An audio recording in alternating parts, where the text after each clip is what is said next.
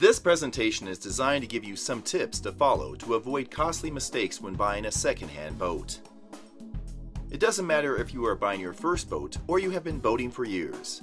After this presentation, you will be more equipped to make the right decision to ensure you get the right boat at the right price. So what are the advantages of buying a second-hand boat rather than a new one? You can generally buy a bigger boat with the same budget when looking at the second-hand market.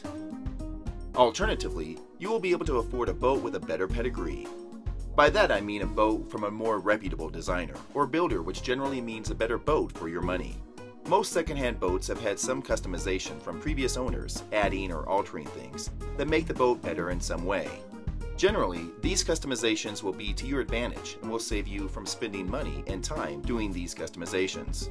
When buying a new boat, your gorgeous new toy will depreciate on a steep curve for the first few years, only leveling out after 5 years.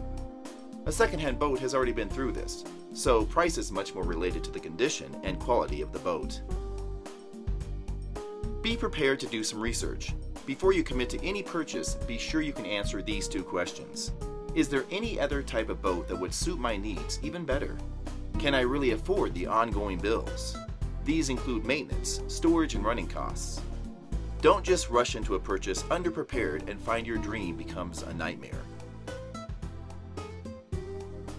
From the moment you decide to get a boat, your emotions become involved. You begin to see the possibilities and the daydreams begin to invade your head at work, at home, and eventually you cannot think of anything else.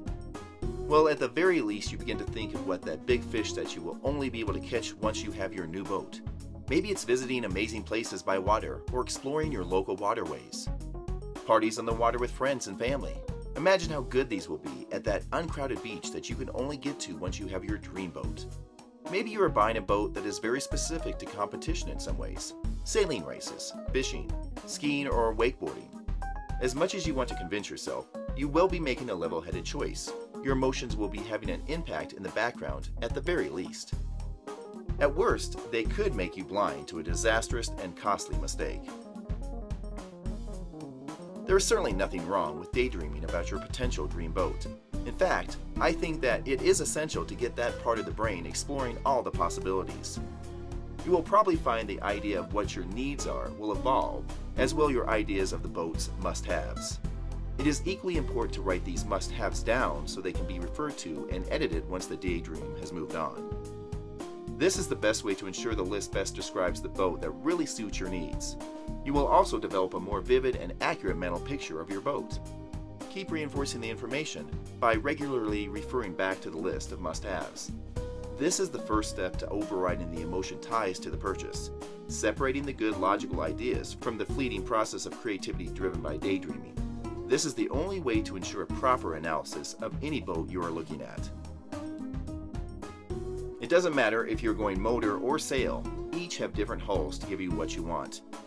If you are after adrenaline in a motorboat, you will want a planning hull. If you want the wind to give you the adrenaline hit, you either need a multi-hull or a planning mono-hull that is seriously tweaked with the choice of keel and rigged setup. You can spend days researching this alone. If you are after a nice day out with friends and family, whether it be motor or sail, inshore or offshore, you need to consider displacement hulls, or something that is a compromise between the two. The cockpit and the deck need to be user-friendly. You can get a general idea from first inspection and imagining yourself on the water, but nothing will substitute for an actual test drive. Be aware of where the controls are in relation to the seat, or where you stand to make sure they are at the right height, because if you spend all day at the helm or tiller, you need to be in a comfortable position to avoid fatigue. With a sailing boat, there is a lot more to consider, such as how the running rigging is set up. The ease of getting around the boat, around the deckhouse, and getting from the bow to the stern are all important, also relating to how many people you want to have on the boat. Likewise, if your boat has an interior, you want it to be reasonably comfortable. This will always be a compromise unless you have millions to spend. However, if part of your enjoyment of the boat includes another person, then you will want to make sure the compromises are satisfactory. If your crew decide the conditions are not suited to them, you might find yourself spending a lot of time alone on your boat. That is fine, however, if this is your plan. What is the best rig for you? Whether you are looking for a sailboat or a motorboat and the type of boating you wish to do, There are a number of different rigs that suit different. Sailing boats have a huge range of different types of rig and sail plan. Each is different in the way they perform and the use they are most appropriate for. Among some types are sloop, ketch, schooner, yawl, cutter, gaff rig, and many combination of these. Then there are different types of sail and sail material. For motorboats, the specific boats that have a rig will be fishing, skiing, and wakeboating boats. An essential part of any boat is its motor. Even if it is a sailboat, you need to make sure the motor is reliable. You at least need to know how much it will cost just in case it turns out to be faulty. If you are not savvy with motors, you need to get a second opinion and do some research on your own. The same goes for the electrical system. The boat might look great, but that will mean nothing if she goes up in smoke because of a bit of faulty wiring sparking up and turning your dream boat to a charred shell. Too many people are blasé about the safety gear on their boats. An attitude of "it will never happen to me" is the driving force behind this. Put yourself in the very real situation of a friend or family member being permanently injured or even killed because of your attitude. Can you live with that? Research on the basics. Know what the regulations are for the type of boat you are looking for. If you need to upgrade and update safety gear after you purchase your boat, it can be a costly exercise. A very important part of safety is getting a boat that suits your skill level. Do the appropriate courses and get a license where required. There would be nothing more embarrassing than mashing up someone else's boat with yours, not to mention the cost and the risk of serious or even fatal injury. Get a survey and get insurance. You should always get a professional survey of the boat you are considering buying, as it will most likely save you many times the cost of the survey. When it comes to insurance, you should consider that if you cannot afford the insurance on a boat you are buying, you really cannot afford the boat. You could get ruined financially by paying damages to someone for their boat or injuries. Finally, you need to have a few tips up your sleeve for negotiating a good and fair price.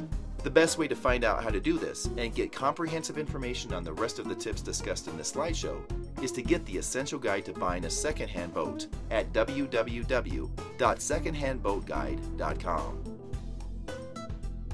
You are now equipped with a few tips on how to ensure that you get the right boat at the right price. However, this is just a few of the topics to research.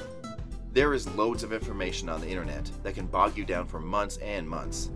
Then you need to sift through the conflicting opinions and try to decipher who actually knows what they are talking about. Or you can get it all in one valuable ebook that will save you many times the cost of the downloadable book. Go to www.secondhandboatguide.com and secure your copy now. Thanks for watching.